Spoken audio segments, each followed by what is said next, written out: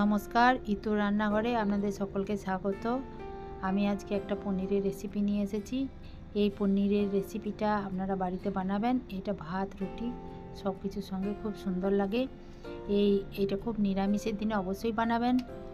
আর বাড়ির কয়েকটা সহজ উপকরণ দিয়েই এটা বানানো যায়। এইটা বানাতে বিশেষ কিছু লাগে না, আর এটা খেতেও খুবই সুস্বাদু। প্রথমে আমি পনির নিয়ে নিয়েছি, কিউব করে করে কেটে নিয়েছি। 200 গ্রাম মতো পনির আমি সুন্দর করে কেটে রেখে দিয়েছি।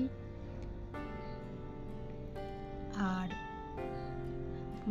1 টেবিল চামচ আমি কাজু বাদাম পোস্ত দুটোই নিয়ে নিয়েছি, একসঙ্গে আমি পেস্ট করে নেব।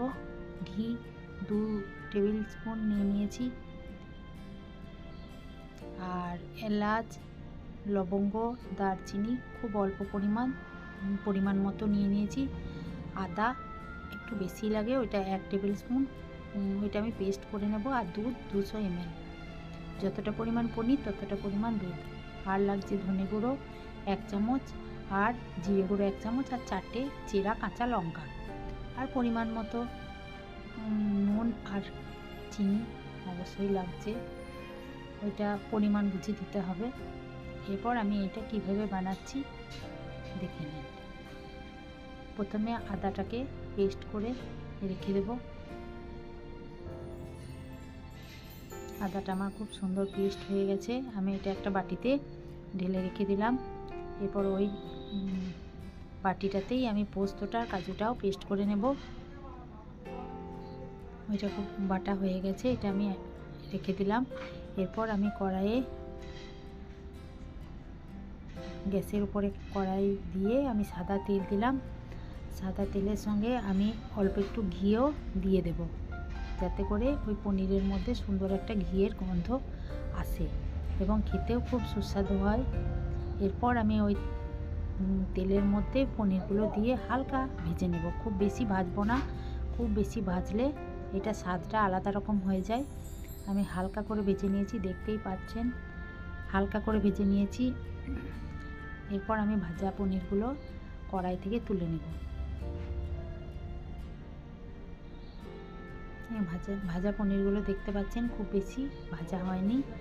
এরপর আমি গরম মশলা যেটা নিয়েছিলাম সেইটা আমি একটু থেতো করে নেব, যাতে করে গোটা গোটাগুলো মুখে না লাগে, একটু একটু ভাঙা ভাঙা অবস্থায়।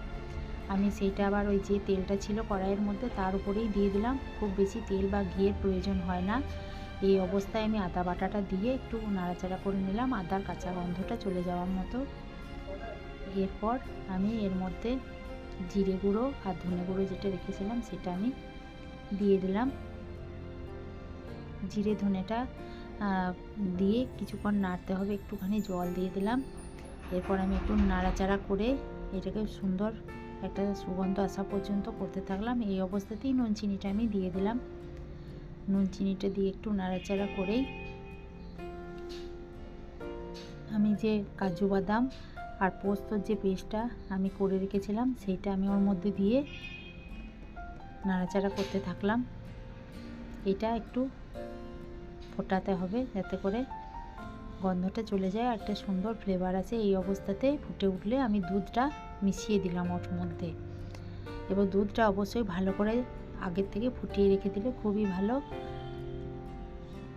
অবশ্যই এটা গরুর দুধ হতে হবে, তাহলে খুবই সুস্বাদু হবে খেতে। এই অবস্থায় আমি একটু থালা ঢাকা দিয়ে এটাকে খানিকক্ষণ ফুটতে দিলাম।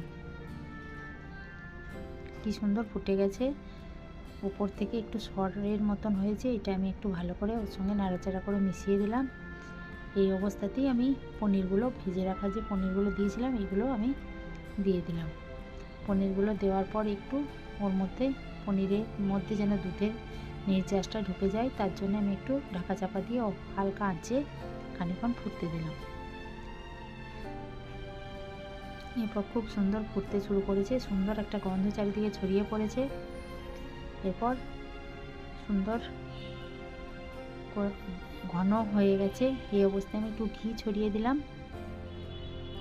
হয়ে গেছে একদম। এটা আপনারা, আর একটু আমার বলা ভুল হয়ে গেছে, আগেই আমি এর মধ্যে একটু জিরে ভেজে গুঁড়ো করে রেখেছিলাম, সেইটা আমি উপর থেকে ছড়িয়ে আমি এটা পরিবেশন করে দেব। ভাত বা রুটির সঙ্গে কেমন লাগলো আপনারা বাড়িতে অবশ্যই বানাবেন এবং কমেন্টে জানাবেন, এবং ভালো লাগলে চ্যানেলটিকে সাবস্ক্রাইব করবার অনুরোধ রইল, এবং ভালো লাগলে অবশ্যই একটি লাইক করে দেবেন। এইরকম আরও নতুন নতুন রেসিপি পেতে দেখতে থাকুন